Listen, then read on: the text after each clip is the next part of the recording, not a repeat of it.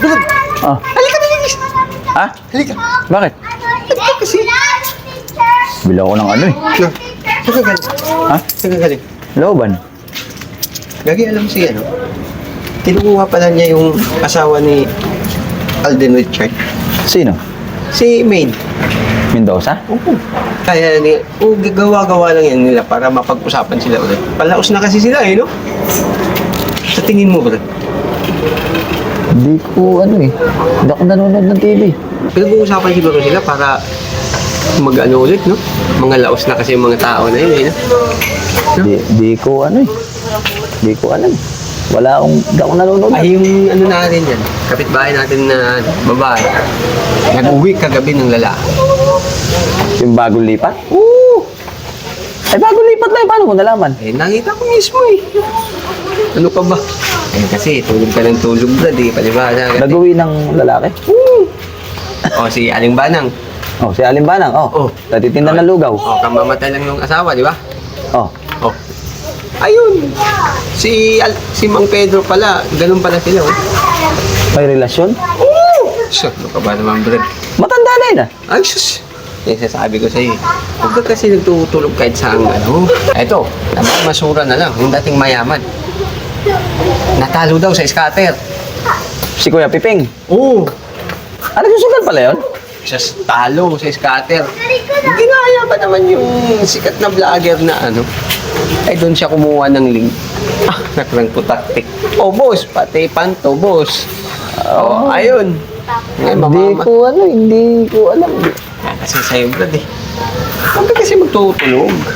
Alam mo kasi, Brad, kung mga ganyan ano, dapat mabalitaan mo kagad para may alam ka dito sa community ano natin. Hindi ko alam. Anak ni Aling Sita. O, yung nag-aaral. Si Jenny. Oo.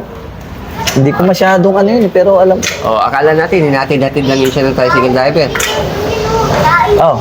Nakaraan lang, nakita ko, malaki ng tiyan. Sino nakabuntis? Ay, malamang yung tricycle driver.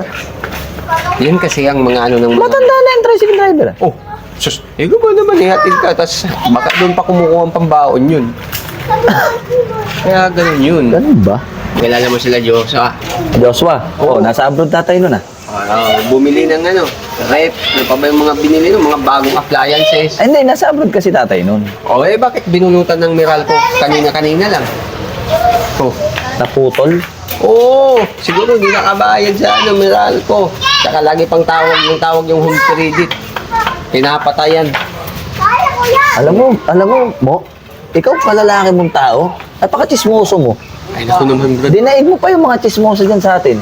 Alam mo yung, hindi ka ba nahiya sa ginagawa mo? Naku, Brad.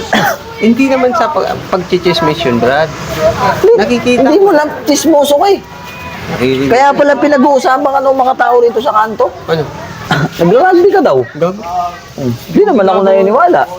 Hanggang doon nga, nakarating ako sa kabilang iskinita. Oh. Ganon din ang usapan eh. Ano? Si Momo, lakas mag-rugby yan. Tapos kumangutang dito. Huwag kang chismoso, nakakahiya yun. Pumunta ako sa kabilang iskinita. Oh. Narinig ko yung balita. Ano? Nakasanla pala yung bahay nyo. Ay, ka naman, Brad. Bakit Mahirap ano nasasagap mo, Brad? Hindi, ako hindi ako chismoso. Narinig ko lang. Tapos may nagkikwentuhan doon, 4, tumpukan. Lumapit ako. Ang Ano tagal sabi? na pala ng utang cobra. Yan ang hindi totoo, Brad. Brad, huwag kang chismoso kasi nakakahiya yan. Malaki. Nakita ko yung babae dito. Oh. Dito yung anak araw, yung maputi. Oh. Tinititigan mo raw eh, natatakot sa'yo eh. Ako hindi ako chismoso ha. Kaya ikaw, huwag kang masyadong chismoso. Kasi nakakahiya eh. Painom ako sa mga tricycle driver. Oh. Pucha, lintik ka daw pala mangupit dun sa mga barya-bar nila sa tricycle. Ikaw pala bumibira nun. Loko-loko to. Brad, nakakahiya maging chismoso. Tanda mo yan, kalalaki mong tao, chismoso ka.